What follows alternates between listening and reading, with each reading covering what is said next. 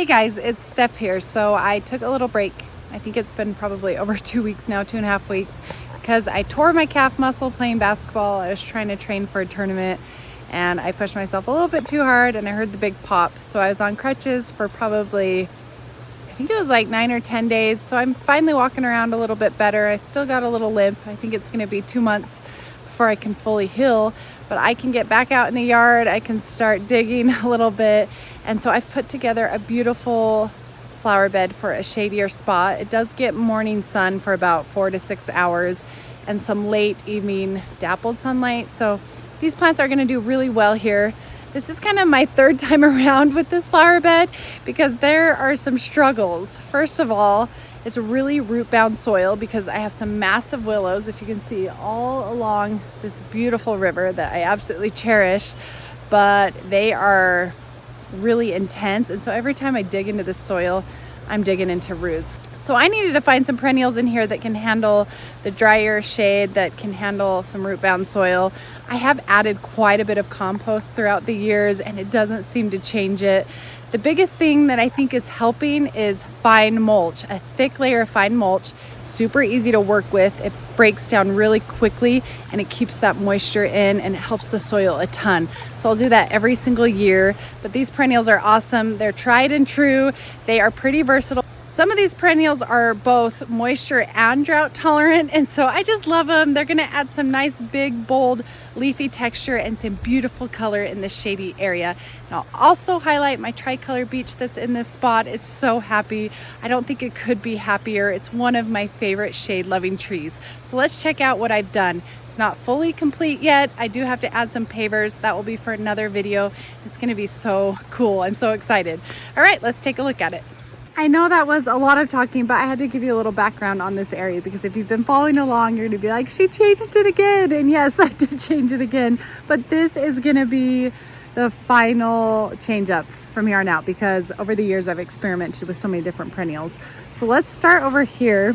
So this area is a mess. We kind of just chuck everything right here because it's gonna be eventually a seating area, a fire pit area with pavers. So it's gonna end right here. And so I put in a yew. I love the yew. It's deer resistant. This is the dense spreader, so it will get about 3 to 4 feet wide, maybe around 3 feet tall, but you can prune them pretty aggressively. And the deer don't touch it because typically they don't touch it. They will if they're starving, but they get these red berries and they're a little bit poisonous to the deer. But it's gonna add some beautiful wintergreen interest. And I just love these. There are so many different varieties out there. The prostrate Japanese plum yew almost looks like ferns and it's really low growing. That's another one I want to put in my yard. And then right here, this Japanese maple is thriving in this container pot that's probably 18 inches deep and about, I'm guessing that's like 2.5 feet wide. So it's pretty shallow. Japanese maple roots are very shallow. And so this is a zone 5 hardiness. I live in a zone 6, so it's doing fine in this container pot. It survived the winter. It's just really happy, so it's put on so much growth. This is a blood good Japanese maple. I just have to water it a little bit more because it dries out more quickly, but it's happy in this morning sun afternoon spot. So if you have a small space, get a big container pot like this. Make sure that you are a zone warmer than the cold hardiness of the tree, and you should be fine keeping it outside. And then right here, I'll just show you what's going on. So we're gonna put a pathway right here. This is where it's not quite finished. Some big old flagstones that I want throughout here. And I'm gonna put some Irish moss in between them. Something that's really slow to spread, low growing, because we have a zip line. So all the neighborhood kids, I love having all the neighborhood kids over. At any given time, I've got like 10 or 12 kids over here. I've got 5 of my own.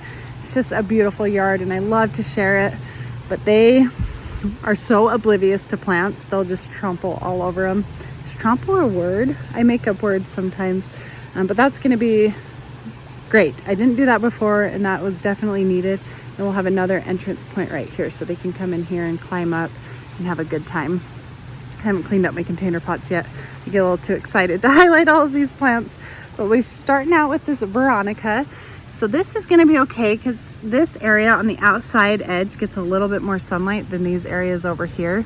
And so I think it will get 5 to 6 hours. That will be perfect. I wanted a fun little pop of color. This is the Purple Illusions. I do need to buy 4 more of them. They were just kind of expensive. So I thought I'd be patient, let them grow a little bit more and divide them throughout the years. But I'll carry those on throughout here. And I think it's gonna be so great next to that yew. And then I've added a ton of hostas. So look at this cool one. This is the lemon snap. It's a smaller hosta. It looks like a lettuce or a spinach or something. I'm sure the insects are gonna go crazy over this one, so I'm gonna have to make sure I stay on top of that, but I'm okay if they eat them. But look at the red veining on that. It's only gonna get about 12 to 18 inches tall and wide. And it's so unique, and it's just got such a soft leaf. So pretty. I think that's gonna be great next to the Veronica. And then we've got a wee hosta. It's a proven winners. This one stays a little bit more compact. I think maybe 18 to 20 tall, 18 to 20 wide, but it's got these cute little curly leaves. So this is kind of my hosta bed, my texture bed. All these plants are gonna go so beautifully together, and it's gonna be nice and lush all season. And then the seducer hosta gets big. This is gonna get I think 24 inches tall, but up to 4 feet wide. And so I gave this a lot of room to grow, and that's gonna come into the pathway. So I think we've got like 10 hostas in here. So these will fill in nice. They just do so well in the dry shade, and they actually love moisture. So a very versatile perennial. So I've got some more of those over here. The bridal blazing saddles hosta. This is just kind of a natural color, but it does have that beautiful white edge. These will also get 4 feet wide and about 18 to 20 inches tall. And then I've added some ferns. Ferns love the woodland setting, and they can handle a little bit more dry shade. This is the ostrich fern. You'll get 3 to 4 feet tall, 3 to 4 feet wide. Love ferns with hostas, and so we'll just let them commingle. I have a few more back there, so these will all fill in, and they'll just be so beautiful once they do. Oh, look, this hosta. I love hostas because they get their cute blooms in summer. It was cute purple one. And I've got my weeping blue spruce. I've got to cut back the willows. They are just a nightmare. They'll just grow back so fast, but this is actually doing okay right here. I don't know how we're gonna solve this issue. We just got to do it weekly, I think. But I do like to have this little evergreen action right here, especially in winter when all the willows have lost their trees, or have lost their leaves. This will get plenty of sunlight during the winter time. And I have to water this a lot more than I would in another spot just because of the willows. But it's such a cute one. It only gets 8 to 10 feet tall. It's pretty much at its maturity. And then we've got the tricolor beech. So you can see there's some dappled sunlight. We're later in the day, and it gets a little bit of that morning sunlight, and it's just loving it. It's gonna keep this color the entire gardening season. It will fade to a softer pink. But the fact that it's in a shadier spot with just the right amount of sunlight, it's not gonna turn brown. If it's in a full sun spot all day long, those leaves typically turn brown, and they're okay. Nothing's happening to it. It just doesn't look as pretty. So this is an ideal location for it. It's definitely more drought tolerant than the Japanese maple over there, because my Japanese maple just dried out so quickly. The roots aren't as shallow. I have watered it a little bit more. It is a wetter year, but I definitely think they're more drought tolerant than the Japanese maples, and I just love it next to that spruce. And it's just gonna look so great with all of these lush, full perennials. You can prune this pretty heavily. So if you have a small space in your garden, go ahead and just plant it anywhere you want. You can put it in a container pot. Just the full sun's beautiful. It's gonna get this beautiful bright magenta pink, but then in the sun it will fade to more of a brown color. So I love it right here. It's had this color for probably over a month and a half now. They do come out a little bit later than your other trees though, so don't worry if those leaves haven't come out in early spring. They just take a little bit longer. Got another one of those lemon snap hostas to put under here since it stays smaller. Don't want anything competing with this tree too much. And then look at this paradise ajuga. It's a great ground cover for the part shade area. They can actually handle the full sun too. Just might have to water them a little bit more. So they're pretty versatile. They're gonna get these cute little blue flowers.